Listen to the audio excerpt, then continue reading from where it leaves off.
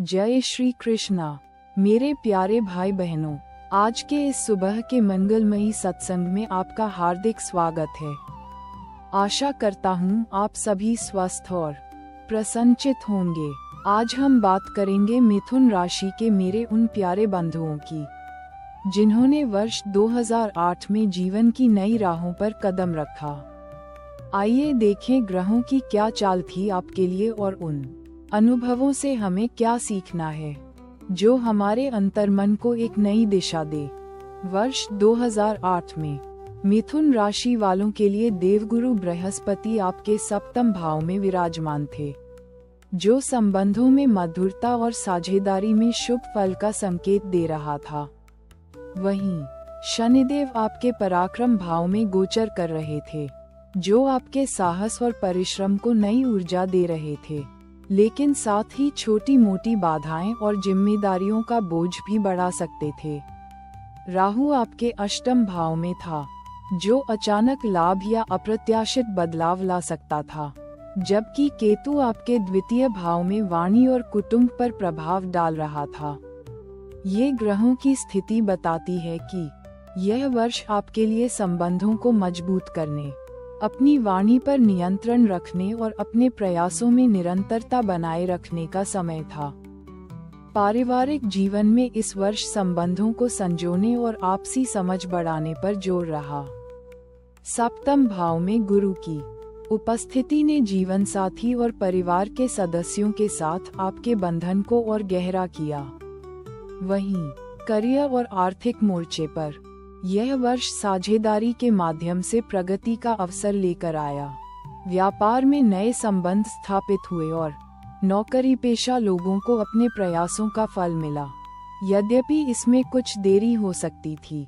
स्वास्थ्य के प्रति थोड़ी सतर्कता बरतनी आवश्यक थी, विशेषकर तनाव संबंधी मुद्दों पर ध्यान देना महत्वपूर्ण रहा। प्रेम संबंधों में गहराई आई, लेकिन वाणी पर नियंत्रण न रखने से छोटे मोटे मतभेद भी उभर सकते थे।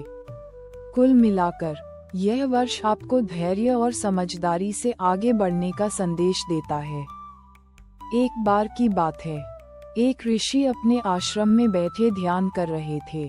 उनके पास दो शिष्य आए। एक का मन चंचल था और दूसरा बहुत शांत स्वभाव का। चंचल शिष्य हमेशा दूसरों से अपनी तुलना करता रहता, स्वयं को कभी कम तो कभी अधिक आंकता। शांत शिष्य सदैव अपने कर्म में लीन रहता। ऋषि ने दोनों को बुलाया और कहा, पुत्रों, सत्य को प्राप्त करने के लिए क्या आवश्यक है? चंचल शिष्य तुरंत बोला, गुरुदेव, अधिक ज्ञान और शक्ति। शांत शिष्य ने विनम्रता से कहा, गुरुदेव, स्वयं को जानना और अपनी वाणी पर संयम रखना।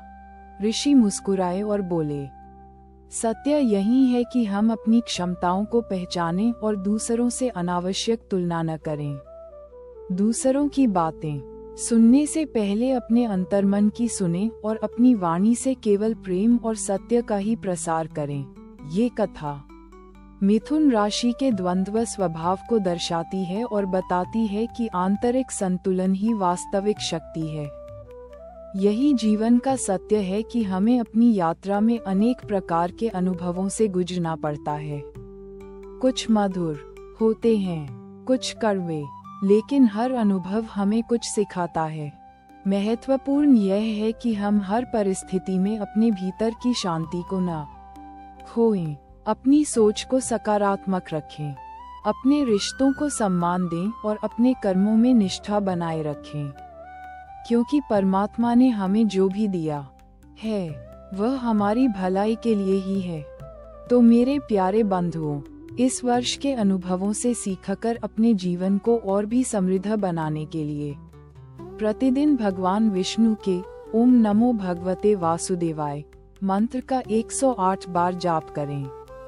यह आपको मानसिक शांति और वाणी में मधुरता प्रदान करेगा, जिससे आपके संबंध और भी प्रगाढ़ होंगे। परमपिता परमात्मा आपकी सभी इच्छाएं पूर्ण करें और आपको सुख, शांति एवं समृद्धि प्रदान करें। जय श्री कृष्णा।